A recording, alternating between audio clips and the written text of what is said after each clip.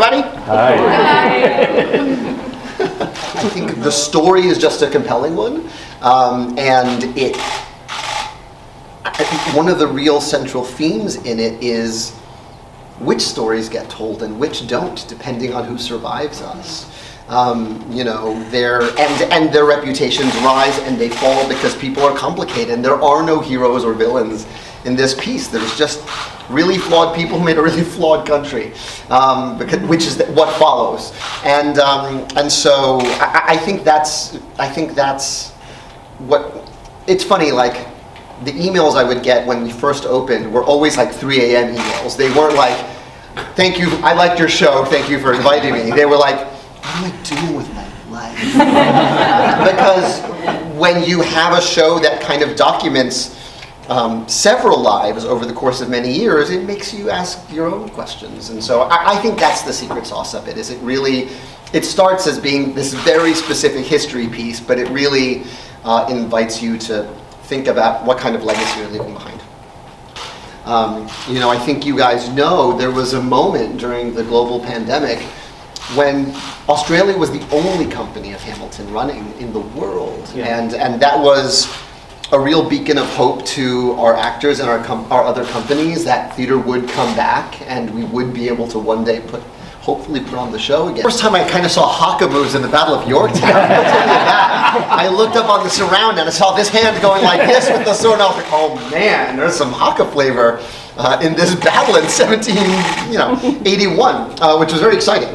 But I think that what I love about the productions that have gone beyond the United States is that we are always looking for as diverse a crew of storytellers to tell the story as possible.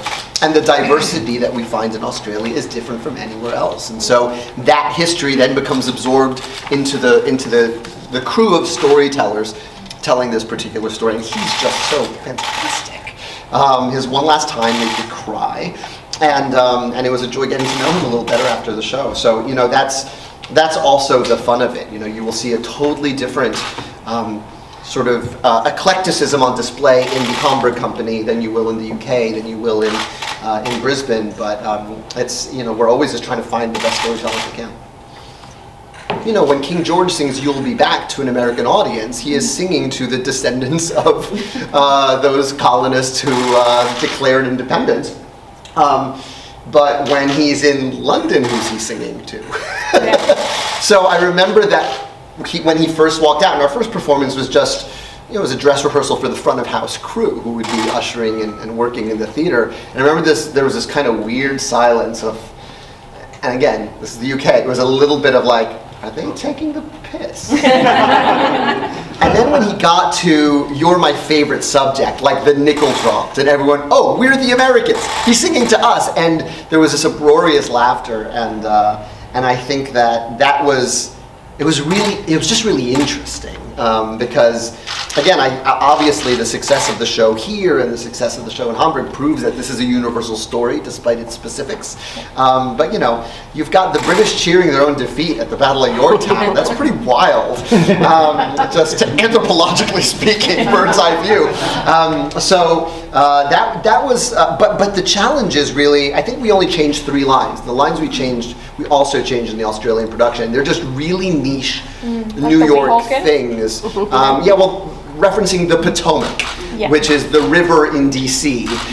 We changed that. We changed Weehawken because we changed Weehawken because I remember asking Jamal, who played Hamilton, I said, "What do you think Weehawken is?" Because I think it's like we're attacking, right? Weehawken. I was like, okay, so I'm changing that. Change it to New Jersey. That's the other exciting part of it, is that like to invite more people into the room means to invite new stories and to invite new narratives, and that's really exciting.